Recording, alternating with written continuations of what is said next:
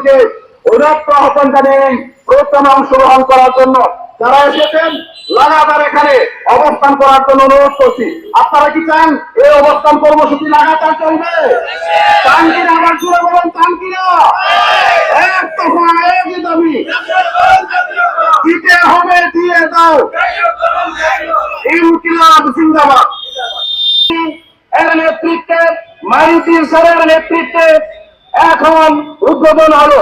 এই পর্যায়ে বক্তব্য রাখবেন বাংলাদেশ মাদ্রাসা শিক্ষক কর্মচারী ফোরামের কেন্দ্রীয় সহসভাপতি জনাব অধ্যক্ষ রুহুল আমিন।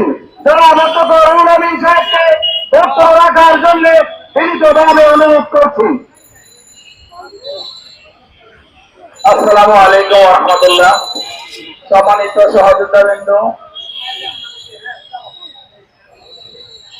আমরা প্রতি বছরই প্রেস ক্লাবে আমাদের বৈষম্যের কথা আমরা জানাই সরকারকে, কিন্তু বৈষম্য দূরীকরণে এই বৈষম্যের জন্য 5 আগস্ট কায়েম হয়েছে, কিন্তু ধীরে ধীরে গতিতে সকলের দাবি দাবা পূরণ হলেও আমাদের শিক্ষকদের কোনো দাবি এখনো পূরণ হচ্ছে না। আমরা পরবর্তী বাংলাদেশ সরকারের মাননীয় প্রধান উপদেষ্টা, মাননীয় শিক্ষা উপদেষ্টা, মাননীয় অর্থ উপদেষ্টার মহোদয়ের দৃষ্টি আকর্ষণ করব। আমাদের শিক্ষকদের 25% বোনাস দিয়ে এবং একজন এন্ট্রি লেভেলের শিক্ষকের 3125 টাকা ঈদ বোনাস দিয়ে আমাদের পক্ষে ঈদ করা সম্ভব হয় না। আমাদের চিকিৎসা ভাতা, অল্প টাকা বাড়ি ভাড়া, এই 500-1000 টাকা দিয়ে আজকাল এলাকাতে বাড়ি ভাড়া করে থাকা যায় না। আমাদের এই কঠিন মুহূর্তে আপনাদের আন্তরিক সহযোগিতা আমাদের শিক্ষকের মাধ্যমে, আজকে প্রেস ক্লাবের গণশিক্ষকের দাবির মাধ্যমে আমরা আপনাদের কাছে আহ্বান করতে চাই। আমাদের অতি শীঘ্রই আপনাদের পক্ষ থেকে একটি বার্তা দিয়ে আমাদের শিক্ষকদের কলিজাকে শান্তি করে দেন।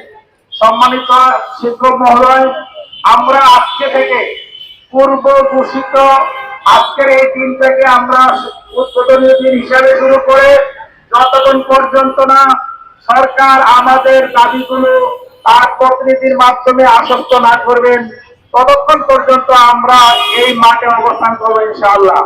আমাদের এক দফা এক দাবি হলো জাতীয় ধর্ম।